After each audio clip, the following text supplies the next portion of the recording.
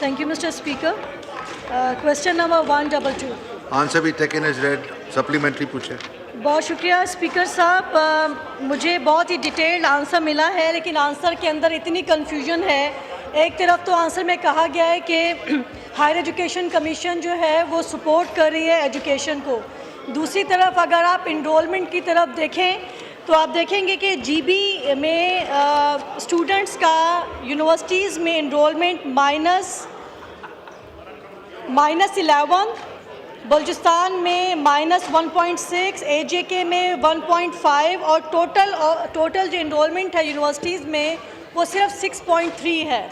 और दूसरी तरफ मेरी कॉलीग ने अभी बताया कि अभी तक HEC के चेयरमैन को अपॉइंट नहीं किया गया, और जो उन्होंने आंसर दिया है कि they are taking efforts to increase HEC budget, वो रिफ्लेक्ट नहीं हो रहा आपके एडमिशन की तरफ। तो एक तरफ आप अपनी बात करते हैं, दूसरी तरफ आप कॉन्ट्राडिक्ट कर रहे हैं। तो I am not satisfied with the answer. मुझे आप बताएंगे कि क्या HEC की एजुकेशन पब्लिक सेक्टर में स्टूडेंट्स के लिए अफोर्डेबल है या नहीं है, या जो डिटेल्ड इश्यूज़ बताए हैं प्रॉब्लम्स के, वो 15 साल गुजरने के बावजूद, डिवॉल्व होने के बावजूद ये सब्जेक्ट अभी तक ये इश्यूज़ हल क्यों नहीं हो सके।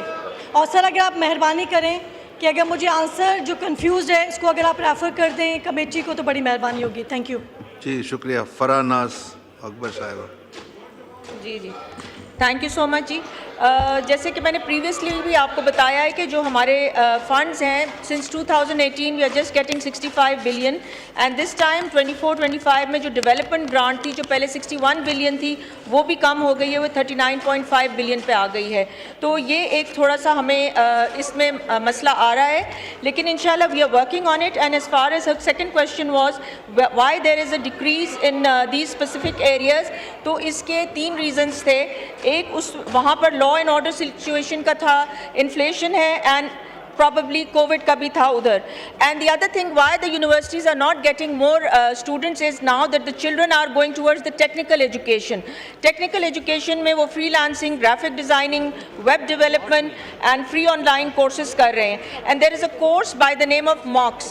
So the children are now going because they want to have more access कि जल्दी से वो कोई occupation करें और अपने घर का बोझ हल्का करें। तो they have joined this online course जिसमें इनको सर्टिफिकेशन मिलती है, और ये ऑनलाइन कोर्स $49, $15 और $39 के करीब होता है। And this certification is valid through out, but all said and done, we are still trying we should bring such courses in our universities so that we do get them back in our universities, the children who are dropping off. And the colleges that are affiliated with the universities, their fee structure is less, so they opt more towards those colleges than to these universities.